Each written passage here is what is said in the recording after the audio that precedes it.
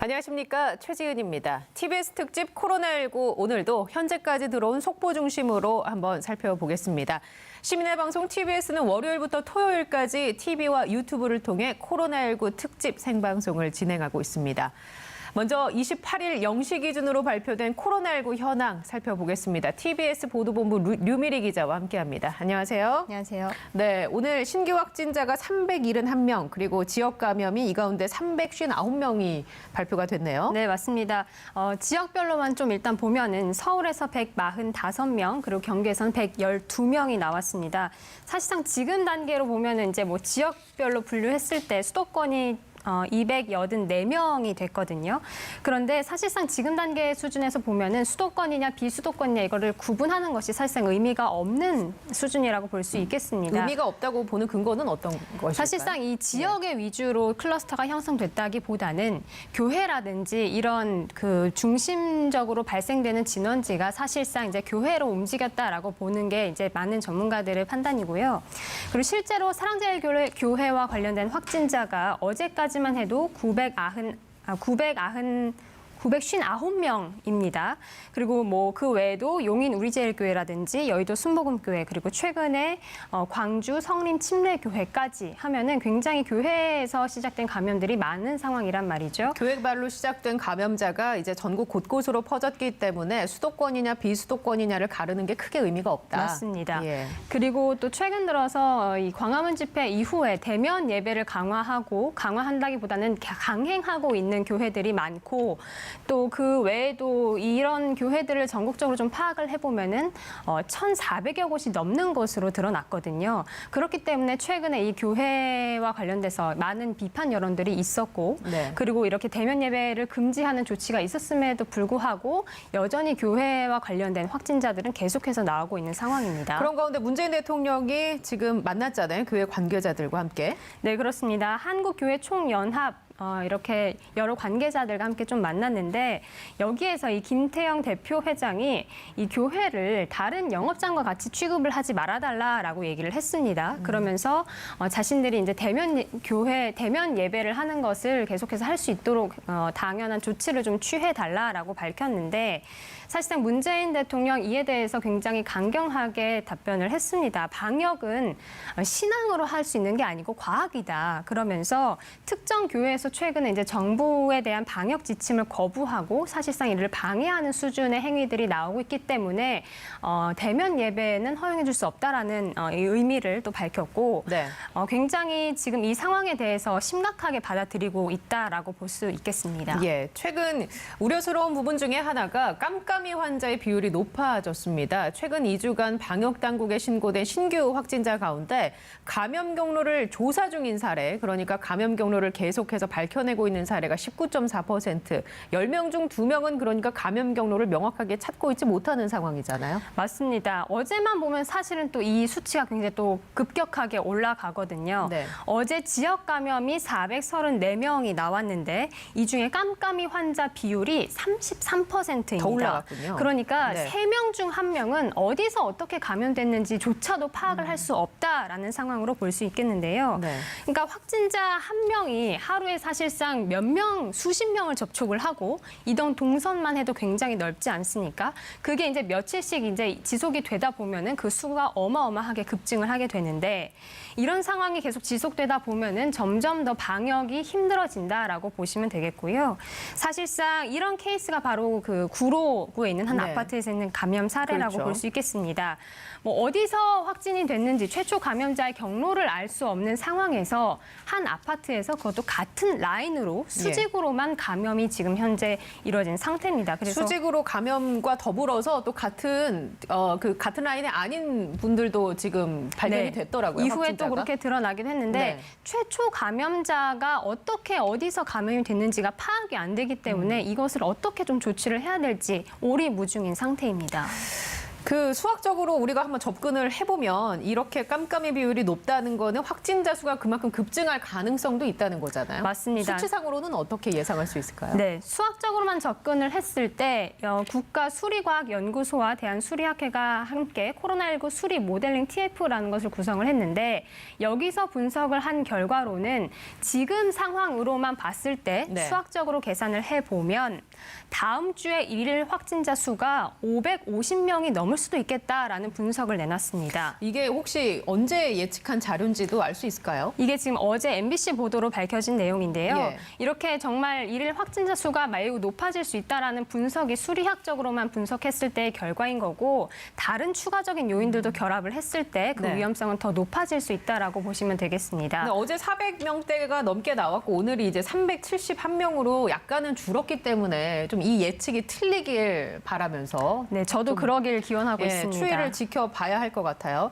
그런데 이제 우리가 이 수치를 줄이기 위해서는 무엇보다도 최대한 빨리 이 확진자에 대한 검사, 그러니까는 확진자인지 아닌지에 대한 추적 검사가 이루어져야 할 텐데 지난 15일 집회, 광화문 집회에 참석하신 분들 가운데 84%가 아직도 검사를 받지 않았다면서요? 맞습니다. 지금 일단은 그 당시 집회에 참석하신 분들, 그러니까 기지국을 통해서 확보된 명단이 5만 명 정도 됩니다. 그런데 이 5만 명 중에서만 보더라도 16%밖에 검사를 현재 받지 않았습니다. 그러니까 아직도 전수조사가 되지 않은 상황에서 16%밖에 받지도 않았고, 그리고 최근 김경수 지사가 밝혔듯이 그 기지국 명단 외에도 정말 감춰진 확진자가 굉장히 많을 것이다. 네. 확진자라기보다는 집회에 참석하신 분들이 더 많다라고 밝혔는데 그 근거로 지금 이 김경수 지사 같은 경우는 질본에서 파악했을 때 버스 대수는 17대였다. 경남에서만요. 그런데 자신들이 이제 자체적으로 버스 회사를 통해서 받은 자료로는 42대인 것으로 드러났습니다. 예. 그리고 그것을 통해서 인솔 책임자에게 당시에 그 집회에 참석했던 분들 명단을 좀 달라라고 했을 때 검사를 하라고 또 강력하게 행정 조치를 했습니다. 근데 다행히 여기선 또 협조가 잘 돼서 네. 1,300명이라는 인원이 파악이 됐거든요. 그리고 검사를 하신 수는 1,500명으로 드러났습니다. 근데 그때 광화문 집회 모인 인원 수에 비하면 1,300명, 1,500명은 아직도 뭔가 터무니없이 부족해 보이는 숫자인 것 같네요. 그렇습니다. 예. 일단은 그렇습니다. 경남에서만 지금 이렇게 밝혔거든요. 그런데 네. 문제는 기지국에서 처음에 넘어온 명단으로는 400명밖에 안 됐습니다. 그래도 이제 증가는 했다. 그렇죠. 근데 예. 400명인데, 그러니까 핸드폰을 끄고 계신 분이 1,000명이 넘었다라는 거죠. 그러니까 굉장히 많은 분들이 아직도 연락이 안 된 상태라는 것을 알 수 있고, 그분들까지도 다 조사를 해야 되고 검사가 이루어져야 된다라는 겁니다. 예. 그리고 지금 그 집회가 있은 후에 지금 10여일이 지나지 않았습니까? 네. 각 지역으로 전파가 돼서 지역사회에서도 또 감염이 퍼지고 있기 때문에 빨리 신속한 검사가 필요해 보입니다. 그래서 지자체에서도 이제 신경이 좀 곤두서 있는 것 같습니다. 충청북도는 다른 도시뿐만 아니라 충북 내에서도 웬만하면 불필요한 이동을 좀 하지 말아달라 이렇게 당부를 했어요. 네, 맞습니다. 사실상 이게 지역으로 가서 N차 감염이 지금 확산이 되고 있지 않습니까? 그렇기 때문에 각 지자체에서도 이것을 차단하는데 정말 총력을 기울이고 있다고 보면 되겠습니다. 뭐 어느 지자체 할 것 없이 굉장히 예민하게 받아들이고 심각하게 대응을 해야 된다라고 판단을 하고 있는데요. 광주 같은 경우에는 사실상 지금 3단계 조치, 사회적 거리두기 3단계라고 보시면 되겠습니다. 뭐 공연장이라든지 학원이라든지 키즈 카페 등 많은 사람들이 모이는 이 시설에는 10명 이상 모이지 못하게끔 되어 있고요. 그리고 또 뭐 교육계 같은 경우는 이미 고3 수험생들을 제외하고서는 다 온라인 수업으로 지금 네. 전환이 된 상태죠. 누가 감염됐는지 파악하는 게 시급해 보이는데 집회에 참석하신 분들뿐만 아니라 주변에 혹시라도 확진자가 있거나 아니면 확진자가 다녀간 동선을 내가 좀 겹치는 것 같은데 하시는 분들이 있다면 그냥 주저없이 검사를 하시는 게 가장 좋은 방법인 것 같습니다. 그리고 이게 검사를 한 뒤에 결과가 나올 때까지 사실은 자가격리를 해야 하는 거잖아요. 근데 이제 이 수칙을 어긴 사례들도 속속 나오고 있는 것 같아요. 한 예로 서울에서 한 버스 기사가 검사를 받은 뒤에 오전에 검사를 받고 자가격리 수칙을 어기고 그날 오후에 또 버스를 운행해서 논란이 됐었어요. 맞습니다. 뭐 광주에서도 유사한 사례가 나는데 사실 그 성래 침례교회 첫 번째 확진자가 검사를 받고 결과가 나오기 전에 자가격리를 하지 않은 채 다른 곳으로 시설로 막 이동을 하면서 전파 검사가 굉장히 많아졌죠. 그래서 지금 그 한 분을 통해서 30명이 넘도록 지금 전파가 이뤄진 상황이기 때문에 이 검사 결과가 나오지 않았다라고 하더라도 검사를 받았으면 검사가 나오기 전까지는 일단은 격리를 하시는 게 맞고요. 그래야지만 추가 확산을 막을 수가 있습니다. 그리고 실제로 검사 후에 결과가 나오기 전 잠깐 카페에 들른 확진자, 그러니까 그 당시에는 자가격리 대상자였죠. 네. 이분 같은 경우는 500만 원 벌금형을 받기도 했습니다. 그렇기 때문에 자가격리를 하는 것이 굉장히 중요하고 검사는 무조건 받으셔야겠고요. 이렇게 모두를 위해서라도 이 지켜야 될 것은 반드시 좀 준수를 하셨으면 좋겠습니다. 류미리 기자도 검사 받지 않았나요? 네, 저도 받았습니다, 최근에. 얼마나 걸리던가요? 그게 발표 때까지. 검사 결과 나올 저는 때까지. 오후에 받고 그 다음 새벽에 바로 받았습니다. 거의 12시간이 안 돼서 검사 그래요? 결과가 나왔습니다. 알겠습니다. 자, 오늘 TBS 보도본부 류미리 기자와 함께 얘기 나눠봤습니다. 고맙습니다. 네, 잠시 후에 서울시 코로나19 관련 발생 현황 브리핑을 연결을 할 텐데요. 오늘 신규 확진자 수가 371명, 그리고 이 가운데 지역 감염이 359명으로 나왔습니다. 자세한 얘기 서울시 코로나19 발생 현황 브리핑 현장에서 확인하시죠.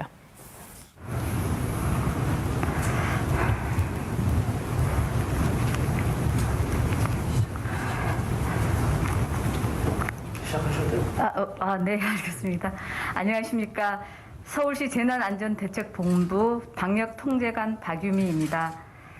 8월 28일 서울시 코로나19 대응 상황을 말씀드리겠습니다.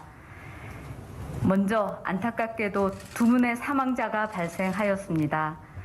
서울시 코로나19로 인한 18번째 사망자는 80대 서울시 거주자로 기저질환이 있었으며 8월 10일 확진 판정을 받은 후 격리 치료 중 8월 27일 사망하셨습니다.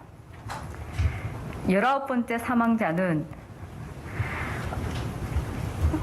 80대 서울시 거주자로 8월 26일 기존 확진자의 접촉자로 분류되어 검사 후 27일 확진 판정을 받고 당일 자택에서 격리병상 이송 대기 중 상태가 악화되어 119 응급구조대가 현장 출동 후 심폐소생술을 시행하였으나 8월 27일 20시 16분경에 사망하셨습니다.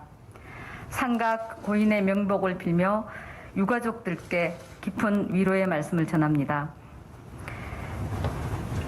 서울시 코로나19 발생 현황입니다. 8월 28일 0시 기준 코로나19 서울 지역 확진자는 전일 0시 대비 146명이 늘어서 3,532명으로 1,751명이 격리 중이며 현재 1,762명이 완치 판정을 받고 퇴원하였습니다. 신규 확진자 146명은 해외 접촉 관련 1명, 성북구 사랑제일교회 관련 14명, 구로구 아파트 관련 4명, 극단 산 관련 3명, 광화문 집회 관련 2명, 성북구 체대 입시 관련 1명, 용인시 우리제일교회 관련 1명, 타시도 확진자 접촉 5명, 기타 확진자 접촉 76명, 경로 확인 중 39명입니다. 현재 수도권 병상 가동률은 75.8%입니다. 서울시는 수도권 공동병상 활용 계획에 따라 국립중앙의료원 내 수도권 코로나19 현장 대응반을 통해 환자 분류 및 병상 배정에 차질이 없도록 하겠습니다. 성북구 사랑제일교회 발생 현황입니다. 성북구 사랑제일교회를 다니는 교인 한 분이 12일 최초 확진 후 서울시 확진자는 26일까지 552명, 27일 14명이 추가 확진되어 관련 확진자는 총 567명입니다. 서울시는 현재까지 교인 및 방문자 등 확보한 명단과 명단에는 없으나 자발적으로 보건소 선별진료소에서 검사를 받은 사람 총 5,324명을 접촉자로 등록하여 검사를 받도록 안내하고 거주지 보건소에 명단 통보를 완료하였습니다. 이 중 서울시 거주자는 3,283명입니다. 현재까지 교인 및 방문자 등 2,232명에 대해 검사하여 최초 확진자 제외하고 양성 550명, 나머지는 음성입니다. 광화문 집회 관련 발생 현황입니다. 광복절 서울 광화문 집회로 한 명이 16일 최초 확진 후 26일까지 69명, 27일 2명이 추가 확진되어 관련 확진자는 총 72명입니다. 현재 26일까지 확보한 2885명 명단 중 5,939명이 검사를 받았으며 6,773명은 검사 받을 예정입니다. 검사자 5,939명 중 양성은 63명, 음성은 5,219명, 나머지는 진행 중입니다. 연락 불가인 3,284건에 대해서는 현장 방문을 통해 147건을 실시하였습니다. 8.15 도심 집회 참가자는 모두 가까운 보건소 선별진료소에서 반드시 검사 받으시길 당부드립니다. 구로구 아파트와 금천구 축산업체 관련 발생 현황입니다. 전일 구로구 아파트 관련 2명, 금천구 축산업체 관련 2명이 추가 확진되어 구로구 아파트 관련 확진자는 10명, 금천구 소재 축산업체 관련 22명으로 총 32명입니다.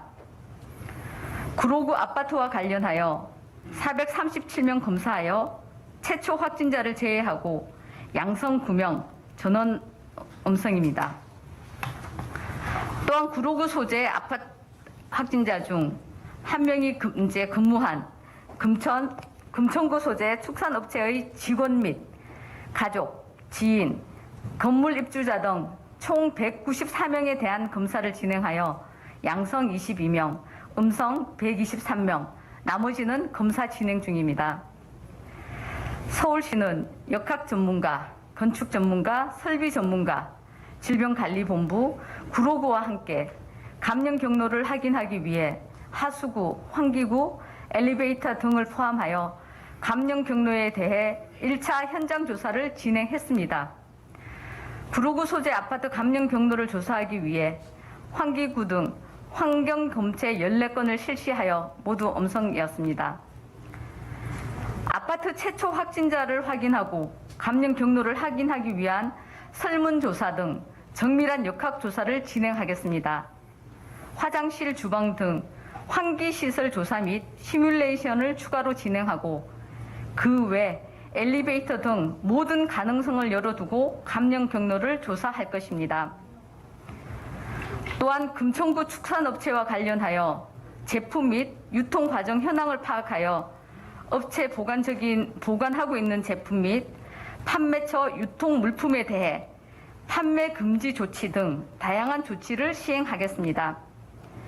서울시는 추가 접촉자와 감염 경로를 조사 중으로 접촉자에 대한 모니터링을 지속하고 있습니다. 노원구 소재 교회를 다니는 교인 한 분이 22일 최초 확진 후 25일까지 가족 및 교인 7명, 27일에는 9명이 추가 확진되어 관련 확진자는 총 17명입니다. 노원구청 내 선별진료소를 설치하고 선제 검사를 오늘까지 실시할 예정으로 현재까지 364명에 대해 검사하여 최초 확진자를 제외하고 양성 16명, 나머지는 진행 중입니다. 서울시는 삐까운 교회 8월 16일 예배 참석자를 포함한 교인 및 방문자는 노원구 보건소 선별진료소를 방문하여 검사를 받도록 하고 검사를 진행하도록 하겠습니다.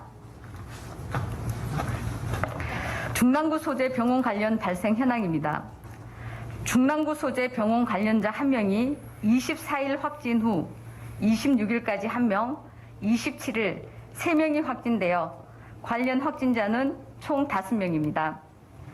서울시는 즉각 대응반이 출동해 중랑구 보건소와 역학조사 및 접촉자 조사를 실시 중이며 해당 병원은 임시 폐쇄 조치 및 긴급 방역을 실시했습니다. 접촉자를 포함해서 1,067명에 대하여 검사를 진행 중으로 최초 확진자를 제외하고 양성 4명, 음성 1,038명, 나머지는 진행 중입니다. 의료계 집단 휴진에 대한 대책을 말씀드리겠습니다. 서울시는 의료계 집단 휴진으로 인한 시민 불편을 최소화하기 위해 비상진료 체계를 운영하고 있습니다. 수련이 집단 휴진은 27일 현재 전국 기준으로 전공이 68.8%, 전임이 28.1%입니다. 27일 18시 기준 서울시 의용급 의료기관 총 8,756개소 중 휴진 신고한 의료기관은 395개소로 4.5%가 휴진을 신고하였습니다. 서울시는 응급실 운영 의료기관인 권역, 지역응급의료기관 등 64개소에서 24시간 진료하며 이와 함께 40개 야간 휴일 진료기관도 비상진료를 유지하겠습니다. 다음은 10인 이상 집회 금지 사항입니다. 서울시는 코로나19 전파 방지를 위해 8월 21일부터 30일까지 서울 전역에서 개최되는 집회에 대해 10인 이상 집회를 전면 금지하는 사회적 거리두기 3단계에 준하는 조치를 실시 중입니다. 서울시는 현재 코로나19 발생 상황이 엄중한 만큼 서울 전역에서 10인 이상 집회 금지 명령을 9월 13일까지 2주간 더 하는 결정을 내리게 되었습니다. 27일 기준 서울지방경찰청 및 자치구와 협조하여 그동안 신고된 1,660건의 집회에 대하여 금지 통보 문서를 전달했으며 대다수 집회가 철회 또는 미실시되었고 10인 미만으로 개최된 86건의 집회도 방역수칙을 준수하는 등 우려하였던 상황은 발생하지 않았습니다. 시민의 생명과 안전을 확보하기 위한 집회 금지 명령 조치에 다시 한번 동참을 부탁드리며 금지 기간이 끝날 때까지 지속적인 협조를 요청드립니다. 이번 주말을 맞아 종교 행사, 소모임 등은 삼가하시고 2단계 사회적 거리두기 행동을 지켜주시기를 부탁드립니다. 특히 고령자분들께서는 외출을 삼가하시고 모임 등을 자제해 주시기를 당부드립니다. 또한 마스크 착용은 코로나19 전파로부터 자신과 다른 사람을 보호할 수 있는 효과적인 예방수단입니다. 마스크 착용 시 입과 코가 완전히 가리고 마스크 표면은 최대한 만지지 않으셔야 합니다. 특히 음식을 드시거나 음료를 마실 때를 제외하고 항상 마스크를 착용해 주시기를 거듭 당부드립니다. 변함없이 시민이 백신입니다. 이상입니다. 네. 이어서 기자단 질의 답변 시간을 갖도록 하겠습니다. 네, 지금까지 서울시에서 발표한 코로나19 관련 브리핑 함께 보셨습니다. 계속해서 국내외 코로나19 상황 좀 더 면밀하게 분석해보죠. 다가오는 주말이 코로나19 확산세를 좌우할 고비라고들 말합니다. 이렇게 중대한 시점에서 의료계는 2차 파업을 진행 중인 상황인데요. 여당의 국회의원이자 코로나19 역학조사팀장을 지낸 가정의학과 전문의 신현영 더불어민주당 의원과 함께 얘기 나눠보겠습니다. 안녕하세요. 네, 지금 보니까 최근 이 코로나19 때문에 국회도 현재 폐쇄된 상태 아닌가요? 예, 맞습니다. 이번 2차 대유행은 상태가 심각하다고 생각을 했는데 국회도 예외일 수가 없었던 것이죠.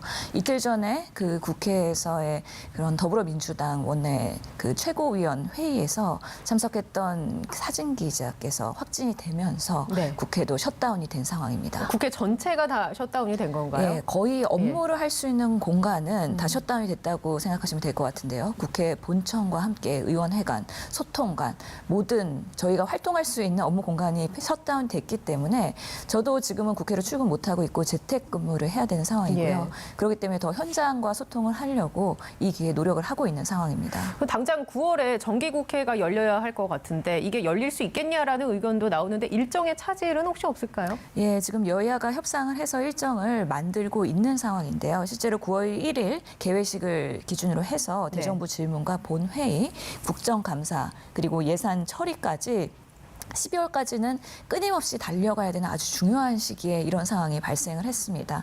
아마 국회도 이제는 오프라인 회의에서 온라인으로 할 수 있는 효율적인 시스템을 세팅하는데 준비를 해야 될 것이고요. 네. 그런 부분에 있어서는 이런 국정감사 등 여러 가지 회의들이 일부는 그런 온라인 그리고 회의를 오프라인으로 하더라도 최소한의 사회적 거리 두기를 하는 시스템으로 계속 변화해야 될 것 같다는 생각이 들고 있습니다. 기사 보니까 온라인 회의를 위한 그런 시설을 지금 한창 이제 그 세팅 중에 있다고 하는 기사를 제가 봤어요. 예, 맞습니다. 네. 사실은 뭐 코로나 이렇게 장기화될 줄 누구도 몰랐지만 장기화되고 있기 때문에 국회도 항상 준비를 해야 된다고 말씀을 드렸고 예전에 운영위원회에 참석했을 때도 국회에도 코로나 대응 매뉴얼이 필요하다라고 피력했던 적이 있습니다. 지금은 갖춰졌나요, 그 메뉴? 예, 매뉴얼이 나왔기 때문에 그대로 예. 진행이 되고 있고 거리 두기가 2단계, 3단계 있다에 따라 우리의 회의와 그다음에 네. 근무 형태 이런 것들에 대한 지침도 있는 상황이고요. 실제로 여러 사람들이 소통하고 사실 만나는 공간이 또 국회이지 않습니까? 그렇죠. 그렇기 때문에 실제로는 토론회나 간담회나 이런 것들이 상시 항상 열릴 예정이었는데 무더기로 취소가 됐기 때문에 저희 의원실에서도 참 안타까운 부분이긴 하지만 네. 코로나 시대에서 그에 걸맞는 감염병 국회 업무 시스템 예. 이것들에 계속 적응해야 된다라는 생각도 들고 있습니다. 알겠습니다. 의원님도 최근에 코로나19 진단검사를 제가 받은 걸로 알고 있는데 물론 음성이니까 이 자리에 나오셨겠지만 어떠셨어요? 의심 증상이 좀 이렇게 있어서 직접 찾아가신 건가요? 아니면 뭐 확진자와 동선이 겹치거나 해서 찾아가신 건가요? 예, 실제로 제가 코로나 검사는 많이 검체 채취는 해봤지만 네. 당하는 거는 이번이 처음입니다.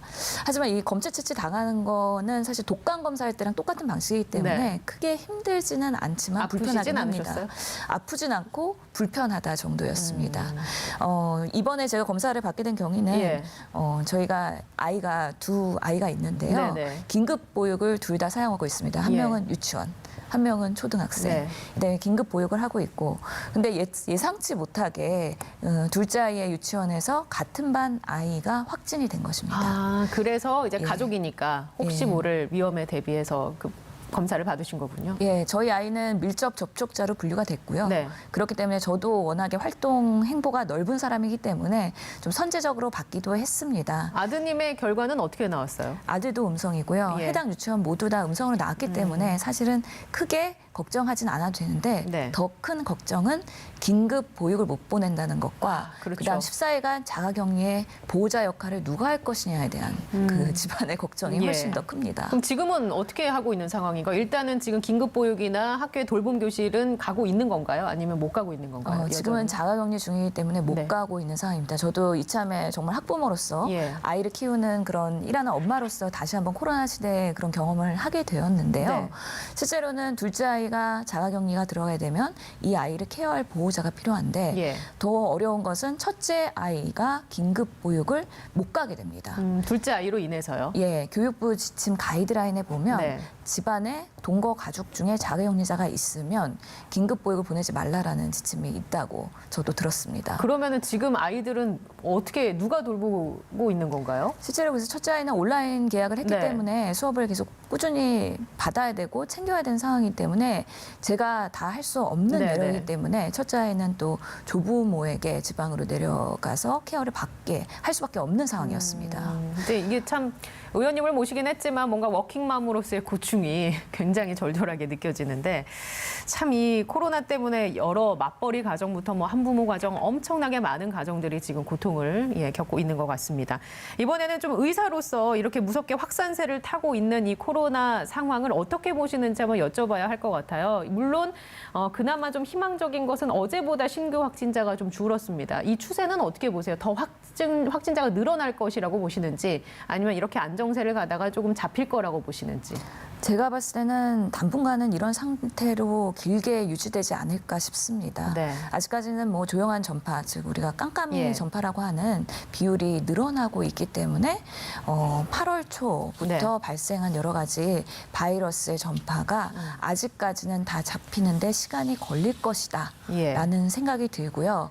이미 많이 노출되어 있기 때문에 빠르게 찾고 빠르게 격리 치료를 해야 되는 어려움이 있는 상황에서 아직까지는 국민들의 협조가 아주 완벽하게 잘 예. 되고 있지는 않다. 그만큼 더 절실한 상황이다라고 보기 때문에 매일매일 뭐 300명, 400명 오락가락하면서 500명 이상도 나올 가능성도 배제를 못하는 상황이라고 봅니다. 지금 조용한 전파 얘기를 해주셨는데 깜깜이 환자의 비율이 보니까 지난 2주간 평균 19.4%였어요. 그리고 어제 지역 감염 434명 중에 33%가 아까 류미리 기자와도 살펴봤지만 깜깜이 환자로 나타났습니다. 빠르게 찾고 빠르게 추적한다라는 표현을 써주셨는데 이게 지금 상황에서 현실적으로 잘 이루어지고 있다고 보십니까?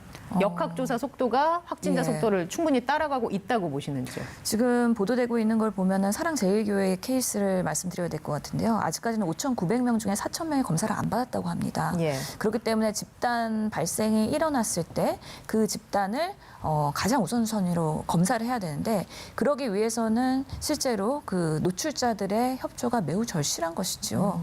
특히나 우리가 이때까지는 그래도 안정 추세에서 1차 대유행 이후에 여기까지 왔었던 것은 네. 그나마 시민들의 적극적인 협조 그리고 거리 두기를 어느 정도 강화하고 마스크를 잘 썼기 때문인데 이런 것들이 지금 상황에서는 좀 어려운 부분이 있다라는 거에서는 지금 저희가 말하는 K-방역의 그런 3K, 뭐 3T 뭐 이런 노하우들이 잘 적용되고 있지 않은 어려운 현실이라고 말씀드리겠습니다. 현실적으로 이제 방역 당국은 굉장히 노력을 하고 있으나 이게 현실적으로는 좀 속도를 내기는 어려운 상황이다라고 예. 정리를 하겠습니다. 그러면 이제 이번 주 들어서 계속 나온 얘기 중에 하나가 거리두기를 3단계로 가야 하는 거 아니냐라는 목소리가 나와요. 일단은 뭐 2단계를 일주일 정도 연장을 하는 걸로 얘기가 정리된 것 같은데 의사로서 느끼시는 부분은 어떻고 또 의원으로서 느끼시는 부분은 어떨까요? 좀 다를까요? 예, 다를 수밖에 측면이? 없습니다. 예. 의학적으로 봤을 때는 이런 전파가 지속되고 있는 상황에서는 봉쇄, 셧다운하는 게 가장 효율적인 조치입니다. 네. 그게 바로 피해를 최소화할 수 있는 전략이기도 하고요. 그렇기 때문에 거리 두기를 강화한다는 것이 결국에는 바이러스 전파의 가장 근원적인 부분이고 네. 그러면서 3단계 격상의 필요성을 많은 전문가들이 주장을 하셨습니다. 저 또한 그거에 대해서 적극적으로 검토해야 된다고 이야기했었고요. 예. 하지만 여러 가지 고민과 검토를 통해서 정부 당국에서의 그런 생활 방역 위원회를 통해서 3단계 격상을 했을 때 득과 실을 검토를 했고 예. 특히나 의원으로서 정치인으로서 국가를 책임져야 되는 정부 입장에서는 이렇게 3단계로 셧다운이 됐을 때는 우리의 삶이 거의 봉쇄가 되고 그러면서 민생과 생활고를 어려움을 호소하시는 분들에 대한 피해까지도 고려하지 않을 수 없다. 그런 면에서는 당장의 3단계 격상은 어렵다고 판단한 것으로 이해하고 이게 있습니다. 3단계로 갔을 때 봉쇄가 되면 어느 정도 이게 경제적으로 타격이 생길 것 같다라는 그런 연구 같은 거를 여당 측에서 한 게 있습니까? 실제로 뭐 그런 것들을 시뮬레이션을 네. 미리 하기는 좀 어렵겠지만 예. 지금의 상황에서의 2단계에서도 예를 들어서 어제 제가 야채장을 보려고 네. 마트를 갔는데 소규모 그런 소상공인이 하는 마트였습니다. 지금도 너무 어렵다.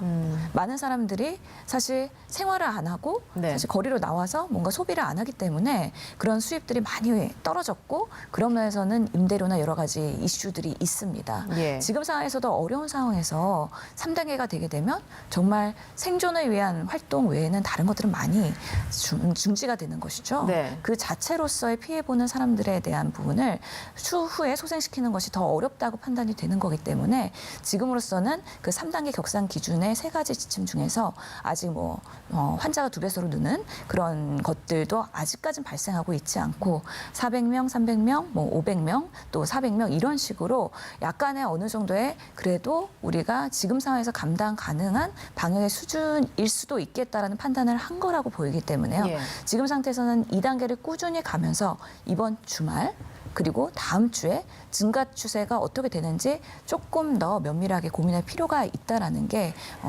여권의 또 판단인 것으로 두 알고 가지 있습니다. 연관해서 질문을 드려보죠. 3단계에 대한 시뮬레이션을 좀 언제가 될지 모르지만 혹시라도 닥칠 상황을 대비해서 좀 우리가 만약에 3단계를 시행한다면 어떤 분야에 어떤 타격이 있고 어떤 분야는 어떻게 접근해야 하고라는 어떤 핀셋식의 그런 정책이 좀 마련돼야 되지 않을까라는 생각이 개인적으로는 들거든요. 이 예. 부분에 대해서 일단 첫 번째 질문을 드리고 싶습니다. 싶네요. 예, 맞습니다. 모든 거에는 3단계로 격상을 했을 때 부작용들이 있기 때문에 네. 이분들을 어떻게 하면은 보호할 수 있는가에 대한 대응과 조치도 있는 상황에서 강행을 하는 게 맞다고는 판단이 됩니다. 지금은 아직 그게 갖춰지지는 않은 상태라고 봐야 예, 되나요? 그렇게 세세한 것들을 모두 정하기에는 시간적으로 네. 어려운 부분이 있기 때문에 모든 정책들이 완벽하게 만들어지고 진행하는 거에는 한계가 분명히 있을 거고요. 그런 면에서는 3단계 격상은 지금 상황에서 국면한 코로나19의 감염 그리고 이것들이 국민 건강의 여파와 생명에 얼마나 위해가 될 것이냐에 대한 고민을 먼저 하면서 필요성을 우선적으로 검토하는 게 맞고요. 그다음에 민생과 생활고를 같이 고민을 해야 되는 상황인데 지금 상태에서 조용한 전파가 진행되고 있고 그다음에 확진자들이 조금씩 늘어나고 있는 추세긴 하지만 3단계가 확실하게 됐을 때 그런 위험성들에 대해서는 아직까지는 그 경중을 판단하고 있는 정도라고 보고 조금 더 세심한 그런 대안은 마련되어야 될 네. 거라는 생각이 듭니다. 우리가 아직까지는 한 번도 경험해보지 그렇죠. 못했기 때문에 네. 이 3단계가 발생했을 때 초래할 여파들도 상당하다고 보고요. 네. 그런 면에서는 이런 취약자들부터 보호할 수 있는 정책도 정치권에서는 마련이 되어야 된다고 생각합니다. 네, 두 번째 관련한 질문은 2단계, 3단계 구간이 너무 좁은 거 아니냐. 이것을 뭐 한 4단계 정도 우리가 세팅을 해놓고 이런 수준일 때는 2단계, 3단계를 좀 왔다 갔다 하면서 하다가 4단계 정말 셧다운은 마지막 최후의 수단으로 하고 좀 구간을 좀 이렇게 여유 있게 잡아놓는 게 좋지 않을까라는 일각의 의견도 있거든요. 이에 네. 대해서는 어떻게 생각하십니까? 저도 합리적인 의견이라고 봅니다. 네. 실제로 지금 봤을 때는 뭐 2.5단계 얘기도 나오고 있지 네. 않습니까? 그만큼 1, 2, 3단계라고 하는 것들이 어떻게 보면은 우리가 이렇게 장기화될지도 몰랐고 예. 이런 최악의 상황에 대비해서 만든 거긴 하지만 그 구간이 너무 갭이 크다라는 거에 대해서는 네. 국민들도 느낄 것 같습니다. 그런 면에서는 조금 더 차곡차곡 네. 스텝 바이 스텝으로 정책을 만들어 가야 되고 어디까지 셧다운 할 것이냐. 예. 예를 들어 3단계에 가면은 우리 모든 생활시설 예를 들어 PC방, 카페, 네. 음식점 이런 것들이 다 이제는 운영이 차질이 있기 때문에 어디부터 정말 생활에 그리고 꼭 생필품에 우선이 되는 것부터 그래도 천천히 가야 된다는 거에 대한 합의를 하고 그렇다면 그 우선순위에 대한 구간을 더 늘릴 필요가 있다라고 저도 생각을 합니다. 예, 이거 제가 이 질문을 왜 드리냐면 이 코로나 사태가 뭐 빨라야 뭐 내년 뭐 이렇게까지 얘기가 되고 내년 말까지도 지속이 될 수 있다고 하니까 이제 국민 입장에서는 이것을 이제 계속 이런 식의 시행착오나 물론 처음 겪는 거니까 정치권이나 국민 모두 좀 당황스러운 부분이 있지만 좀 더 실질적으로 우리가 바로바로 이렇게 좀 유동적으로 적용할 수 있는 게 필요하지 않을까 해서 여쭤본 질문이었고요. 네, 저도 매우 공감을 네. 하고요. 실제로 우리 코로나가 더불어 살아가야 될 수 있는 시대라고 봅니다. 그렇기 참 때문에 더불어라는 표현이 예, 참 안타깝기도 안타깝네요. 한데 예. 물론 백신 치료제가 그 사이에 나오긴 하겠지만 그럼에도 불구하고 코로나가 계속 찾아올 수 있다라는 네. 전제하에서 우리가 더불어 살 때 어떤 또 대응 전략을 네. 그렇게 세심하게 짜는 거 중요할 것 같고요. 예. 그런 면에서의 목소리 내시는 건 아주 네. 잘 들어야 된다고 생각합니다. 뭐 여기 이렇게 힘들게 모셨는데 조금 더 곤란한 질문이 될 수 있을 것도 같습니다. 의료계 파업 얘기를 사실 빼놓을 수가 없는데 뭐 요새 중대본 브리핑을 보면 항상 이 파업 얘기를 굉장히 많은 분량을 할애해서 또 브리핑을 하시더라고요.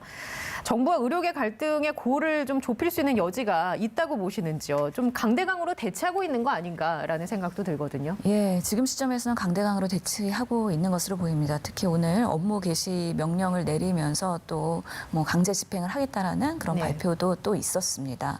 그만큼 의료계와 지금 정부와의 갈등이 치닫고 있는데요. 예. 사실 뭐 우리가 국민들이 봤을 때 많이 우려하실 부분이 있겠지만 저는 이번 계기를 통해서 더 나은 보건의료의 그런 정책 입안 과정이 나올 수도 있겠다는 또 한편에서는 희망을 갖기도 합니다. 예.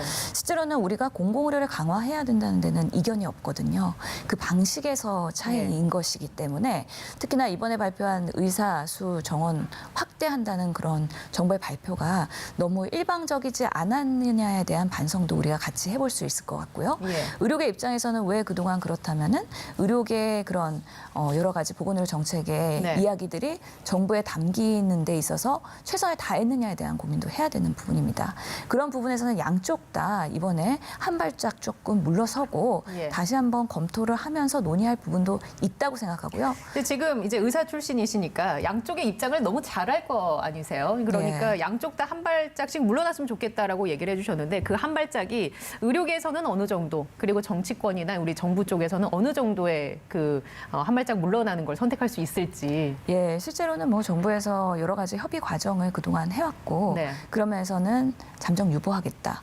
그리고 다시 시작할 때는 의료계와 소통하겠다라고까지 물러난 상태이고요. 예. 의료계에서도 이런 부분에 대해서는 충분히 그 진정성을 이해하고 그다음에 협의를 하려는 마음의 자세는 있는 것으로 알고 있습니다. 네. 그렇기 때문에 지금 이렇게 코로나가 악화되는 상황에서 이렇게 강대강으로 대치하는 모습은 국민들이 봤을 때 의료계와 정부한테 절대 다 신뢰가 저하되는 모습이라고 생각이 되기 때문에 그런 면에서의 더 지금 소통을 더 깊게, 두껍게, 그리고 더 절박하게 해야 될 필요가 있다. 그런 면에서는 어느 순간에는 타협이 될 것이다라는 저는 희망을 갖고 있습니다. 알겠습니다. 국민의 한 사람으로서는 이 어느 정도 합의가 최대한 빨리 좀 나왔으면 좋겠다. 이게 여파가 또 일상생활에 미치는 여파가 워낙 크니까요. 네, 맞습니다. 네, 오늘 신현영 더불어민주당 의원과 함께 좀 뭐 껄끄러운 얘기도 있을 수 있었지만 잘 나눠봤습니다. 이렇게 바쁘신데 나와주셔서 감사합니다.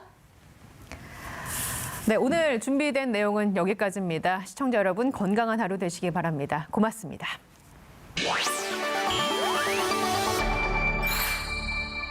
TBS